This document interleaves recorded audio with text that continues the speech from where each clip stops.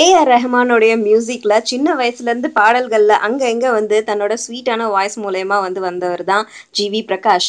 இவரு இசையமைப்பாளரா தனித்து வந்தது போது நிறைய படங்களுக்கு இசையமைச்சு ரொம்ப அற்புதமான பாடல்களை நம்ம எல்லாருக்குமே கொடுத்தவர். இசையமைப்பாளரா இருக்கும்போது எல்லாரோட ஃபேவரட்டா இருந்த இவரு பென்சில் அப்படிங்கிற படம் மூலமா கதாநாயகனா அவதாரம் எடுக்கிறாரு. அந்த படத்துல மட்டும்தான் நடிக்கிறாரா அப்படின்னு கேட்டா கிடையாது. அதை தொடர்ந்து த்ரிஷா இல்லைனா நயன்தாரா அப்படிங்கிற படத்துலயும் நடிக்கிறதுக்காக ரெடி ஆகிக்கிட்டே இருக்காரு.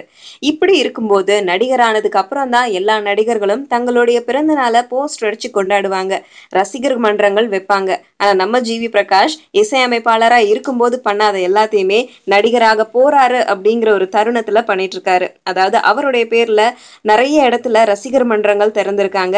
ரசிகர் மன்றங்கள் எல்லாமே இப்போ நற்பணி மன்றங்கள் அப்படின்னு ஆகிக்கிட்டே வருது. அதனால ஜி.வி. பிரகாஷும் தன்னுடைய ரசிகர் மன்றத்தை நற்பணி மன்றம் அப்படிங்கிற பெயர்லயே ஆரம்பிச்சிருக்காரு. அது மூலமா நிறைய சமூக சேவைகள்லாம் செய்யலாம் அப்படின்னு பிளான் பண்ணியிருக்காராம். அது ஒரு பக்கம் இருக்க, இன்னைக்கு ஜி.வி. பிரகாஷோடைய பிறந்த நாள்.